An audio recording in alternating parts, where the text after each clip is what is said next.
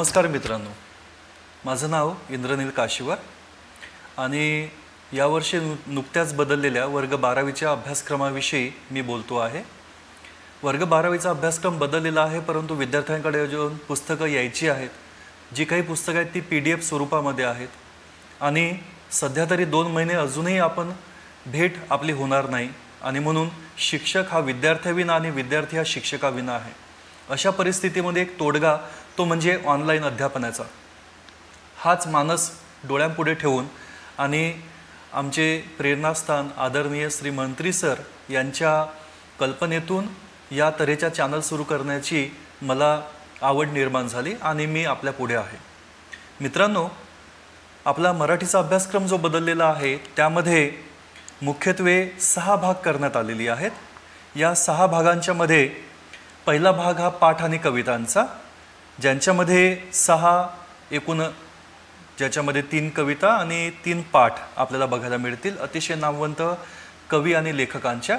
सोबतच भाग दुसरा जो आहे त्यामध्ये सुद्धा अशाच तऱ्हेची आपल्याला पाठ आणि कविता बघायला मिळतील। तिसरा भाग जो आहे त्यामध्ये साहित्य प्रकार हाताळलेला आहे, तो म्हणजे कथा साहित्य प्रकार। कथा साहित्य प्रकार हा अतिशय लोकप्रिय साहित्य प्रकार आहे आणि त्यामध्ये आपल्याला प्रातिनिधिक स्वरूपामध्ये 2 कथा सुद्धा देण्यात आलेल्या आहेत। भाग 4 हा उपयोजित मराठीचा आहे आणि भाग 5वा व्याकरण व लेखनाचा, ज्याच्यामध्ये निबंध प्रकार समाविष्ट केलेला आहे दरवर्षीप्रमाणे, आणि भाग 6वा हा परिशिष्टाप्रमाणे, ज्याच्यामध्ये काही नामवंत साहित्यिक आणि सोबत साहित्य त्यांच्या साहित्यकृती, शब्दार्थ आणि वाक्प्रचार यांच्याविषयी माहिती आपल्याला मिळणार आहे। मित्रांनो, कथा साहित्य प्रकार। कथा हा एक असा वाङ्मय प्रकार आहे की ज्याला आपल्या मराठीमध्ये अतिशय दीर्घ परंपरा लाभलेली आहे। कथेचं वैशिष्ट्य म्हणजे सगळ्यांना ती ऐकायला आवडतात म्हणून तिच्यामध्ये श्रवणीयता हा गुण आहे, सोबतच तिच्यामध्ये मनोरंजनाचं सामर्थ्य आहे आणि सोबत प्रबोधन म्हणजे कुठला तरी ते बोध देऊन जाते म्हणून प्रबोधनाचं सुद्धा तिच्यामध्ये सामर्थ्य आहे। ही काही त्याची वैशिष्ट्य सांगता येतील। आता कथा या शब्दाचा शब्दशः अर्थ आपण बघायला गेलो तर त्याचा अर्थ आहे कहाणी सांगणे, हकीकत सांगणे, हकीकत सांगणे असा आहे।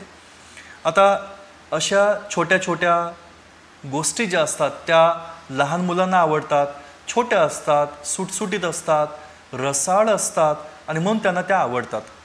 अर्थात त्याच्यातून बोध तो मिळतोच, म्हणून लहान मुलं आपल्या आजी आजोबांच्या पाशी कथा कहाण्या ऐकण्याचा हट्ट करतातच, हे आपल्यालाही माहिती आहे।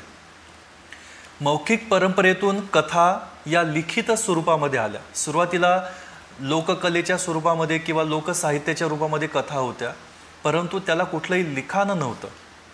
परंतु आता कथा हा शब्द जेव्हा म्हणतो आपण, त्या कथा सांगणे म्हणजे कथ हा मूळचा तो धातू शब्द आहे तो, तर कथ म्हणजे कथन करणे, निवेदन करणे, वर्णन करणे, आणि यापासून कथा हा शब्द रूढ झालेला आहे। आता भारतामध्ये कथा या साहित्य प्रकाराला खूप मोठी परंपरा आहे। कथा म्हणजे नेमकं काय? कथा ही बोध देण्यासाठी, शिकवण देण्यासाठी असायची आपण बघितलेलं, परंतु सोबत मनोरंजन, एखादा विचार, भावना किंवा पुन्हा चित्ताकर्षक घटना सांगण्यासाठी सुद्धा या कथा लिहिल्या जाऊ लागल्या। कथेमध्ये अनेक गोष्टी असतात, त्यामध्ये घटना असते, त्याच्यामध्ये कथानक असते, त्याच्यामध्ये पात्रे असतात वेगवेगळे, सोबत विविध स्थळ, काळ, प्रसंग सुद्धा असतात आणि त्याच्यामध्ये विविध वातावरणाचा सुद्धा उल्लेख आपल्याला आढळतो। आता या कथेमध्ये समर्पक अशी एक निवेदन शैली सुद्धा असते। पात्रांची जे काही एकमेकांची संघर्ष असतात, सोबतच त्यांचे जी गुंतागुंत असते, याच्यातून एक छानशी कथा हळूहळू तयार होत जाते। यामध्ये क्लायमॅक्स असतो, क्लायमॅक्स असतो ना सिनेमांच्या मध्ये, त्याच पद्धतीने कथांच्या मध्ये सुद्धा क्लायमॅक्स असतो, ज्याला उत्कर्ष बिंदू असं म्हटलं जातं। अर्थात या सर्व घटकांनी युक्त अशा कथेला शेवट एक समर्पक असतो आणि एक चांगलं साजेसं शीर्षक असतं की जे आपल्याला कथेच्या विषयी सांगून जातं की आतमध्ये काय दडलेलं आहे ते। म्हणून कथेविषयी थोडक्यात सांगायचं झालं तर त्याची व्याख्या म्हणजे की एका विशिष्ट स्थळ, काली पात्रांच्या परस्पर संबंधातून घडलेल्या घटनांचे एखाद्या विशिष्ट हेतूने केलेले उत्कंठावर्धक चित्रण म्हणजे कथा. एकदा पुन्हा बघूया आपण याला. कथेची व्याख्या करताना असं म्हटलं जातं की त्याच्यामध्ये उत्कंठा निर्माण होणं आवश्यक आहे. आता ही उत्कंठा कशी निर्माण होते ते पुढे आपण बघणारच आहोत.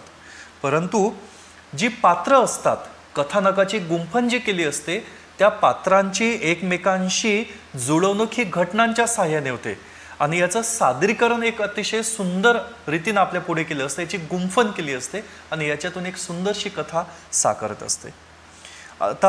अर्थात या कथांच्या मध्ये विविध विचार भावना सुद्धा असू शकतात. कथा फक्त काही प्रसंगांनी बनू शकत नाही, काही पात्रांनी बनू शकत नाही, किंवा त्या ठिकाणी कुठले तरी एका व्यक्तीमुळे किंवा पुन्हा संघर्ष गुंतागुंतीमुळे ते कथानक बनणार नाही. तर या ठिकाणी या सर्वांचं सुसंघटित प्रकटीकरण सुद्धा होणं हे अत्यंत गरजेचं आहे मित्रांनो. बघूया आपण आता पुढला भाग, कथेची पूर्वपीठिका.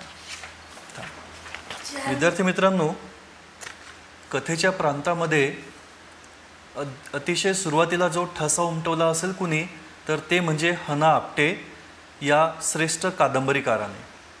त्यांनी 19व्या शतकाच्या उत्तरार्धामध्ये म्हणजे 1890च्या दशकामध्ये त्यांनी आपल्या करमणूक या साप्ताहिकाच्या द्वारे आपल्या दैनंदिन जीवनाशी निगडीत अशा काही कथांना त्यांनी लिहायला सुरुवात केली की जी काही मनाला भिडून जाणाऱ्या अशा त्या कथा होत्या.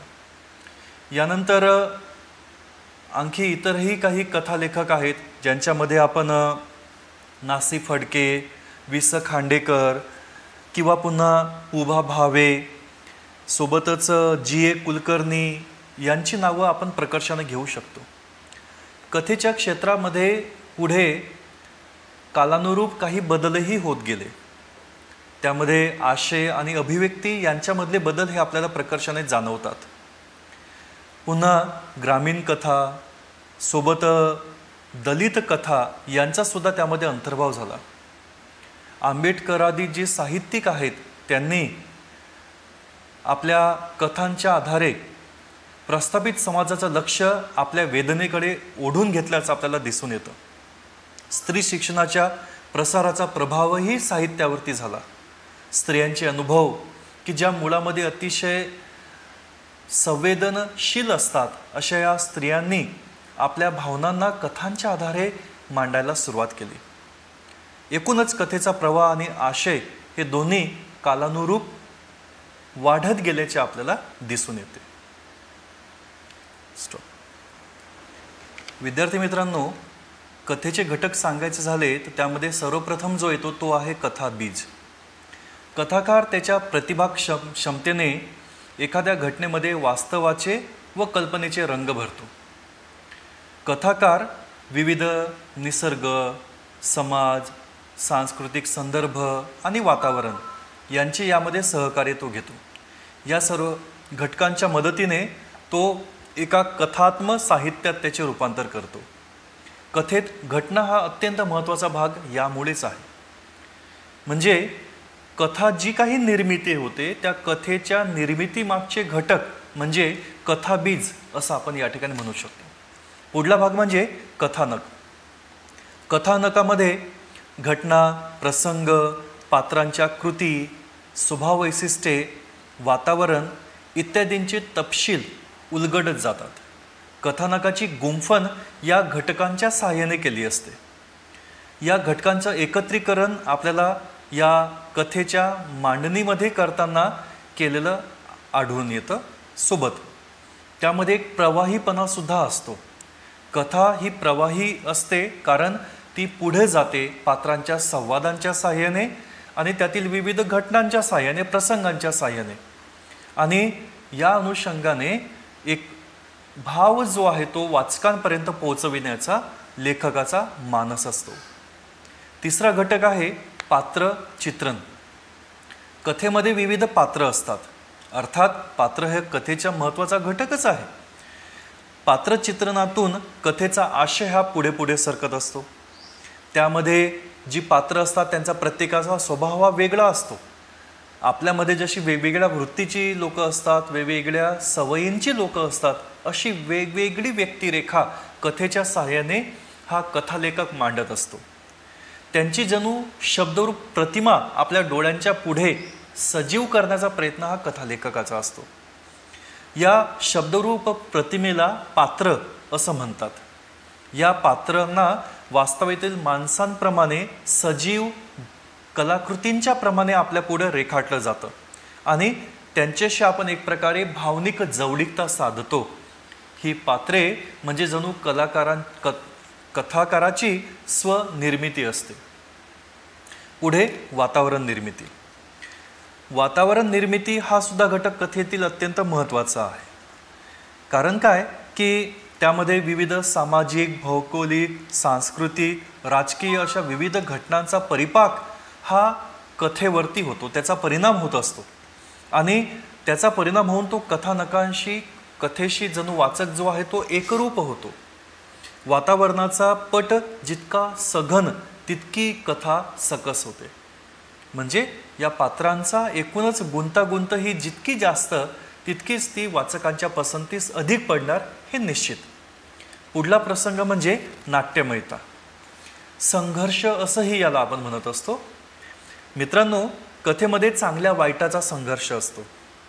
त्यातून चांगले आणि वाईट, प्रत्येकच वेळेस चांगला आणि वाईट असेलच असं नव्हे, तर या ठिकाणी पात्रांच्या मध्ये संघर्ष जो व्यक्त केलेला असतो त्यामध्ये त्यांच्या अडचणी किंवा पुन्हा त्यांची असहाय्यता या अशा अनेक घटनांचा या ठिकाणी संयोग साधलेला असतो आणि काही आनंद आणि काही सुखांतिक अशा घटनांच्या एकत्रीकरणाने त्या ठिकाणी एक उत्कर्ष बिंदू साधण्याचा प्रयत्न हा कथालेखक करीत असतो. आणि तरीही कधीकधी यातील जो शेवट जो असतो तो इतका वेगळा असतो की तो निश्चितच वाचकांना आवडून जातो आणि तोच या कथेचा उत्कर्ष बिंदू आपल्याला म्हणता येईल. पुढील घटक कथेचा म्हणजे संवाद. संवाद हे चटपटीत, आकर्षक, बोलके, मनाला भिडून जाणारे आणि सोबतच कथेला प्रवाही ठेवण्यासाठी अत्यंत उपयोगी ठरतात. पात्रांचा जो विविध स्वभाव असतो किंवा परिस्थिती असते यानुसार हे संवाद एकत्रित केलेले असतात. यांच्यामध्ये एक इंग्रजी शब्द मी बोलू इच्छितो, तो म्हणजे इंटरनल कोऑर्डिनेशन, ज्याला आंतरिक संगती असं म्हटलेलं आहे पुस्तकामध्ये. सोबतच संवादामध्ये असलेली लय म्हणजे ज्याला रिदम असं म्हणूया आपण. तर रिदम आणि सोबत इंटरनल कोऑर्डिनेशन यांच्या सहाय्याने संवादामध्ये रसनिर्मिती होते. रसनिर्मिती माहिती आहे ना तुम्हाला? रस, नवरस आठवत आहेत तुम्हाला मित्रांनो?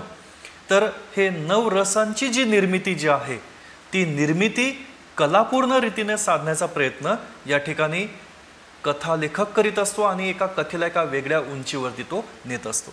शेवटचा 7वा घटक तो म्हणजे भाषाशैली. आता भाषाशैलीविषयी काय सांगावं? एक प्रमाण भाषा आहे आणि दुसरी म्हणजे बोलीभाषा. कुठल्या कथेमध्ये तुम्हाला प्रमाण भाषेचा वापर आढळेल तर कुठे बोलीभाषेचा, कुठे या दोन्हींची एकत्रीकरण सुद्धा केलेलं असते.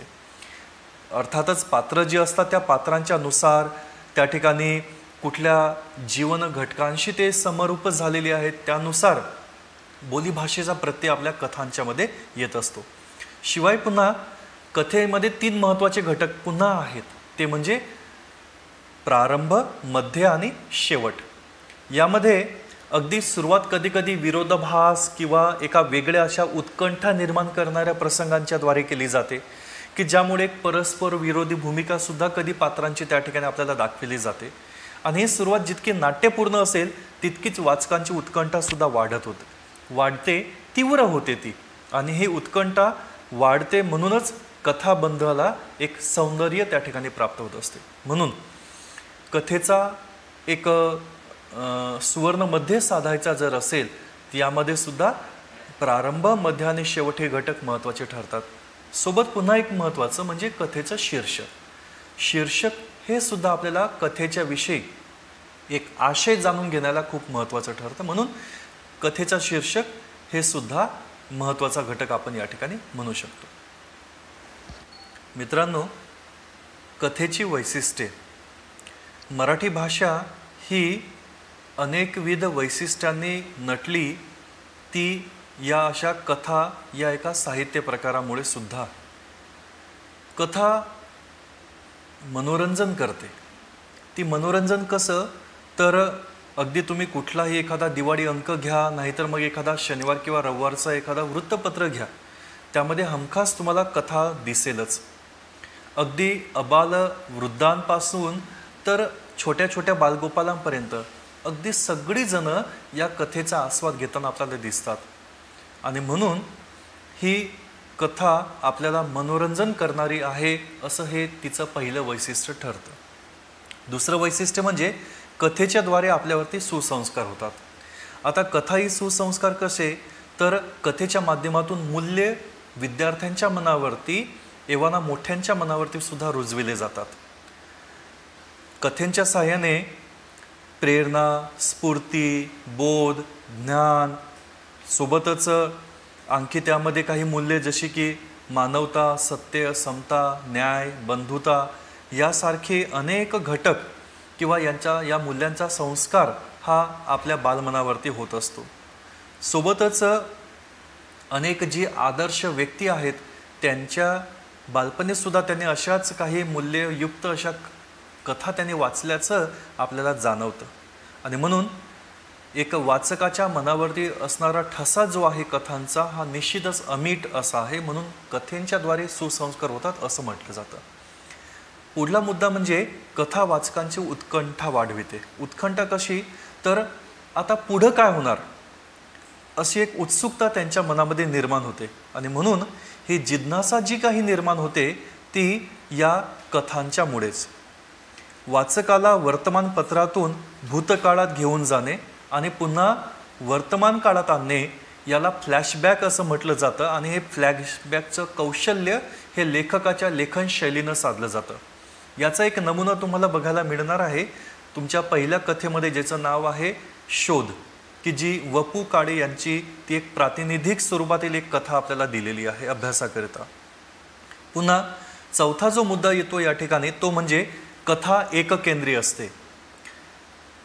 कथा एककेंद्री कशी, जे इतर साहित्य प्रकार आहेत मराठीचे त्यांच्यामध्ये म्हणजे ज्यांना आपण एक बहुकेंद्री किंवा पुन्हा आपल्याला एक ज्याला आपण सपाट अशा स्वरूपाचे किंवा पसरट आपण ज्याला म्हणूया असं काहीसं कथानक असतं त्या ठिकाणी. परंतु कथेमध्ये अतिशय मर्यादित लघु स्फुट स्वरूपातील आपल्याला प्रसंग असतात. अतिशय मर्यादित स्वरूपामध्ये कथेला त्या ठिकाणी संपविण्याचा प्रयत्न केलेला असतो आणि तरी पण ती तेवढीच रोचक आणि आपल्याला आकर्षक ती वाटत असते. पाचवा मुद्दा जो निघून येतोय तो म्हणजे कथा भूतकाळात लिहिली जाते. कथेची भाषा जी आहे ती भूतकाळातील असते.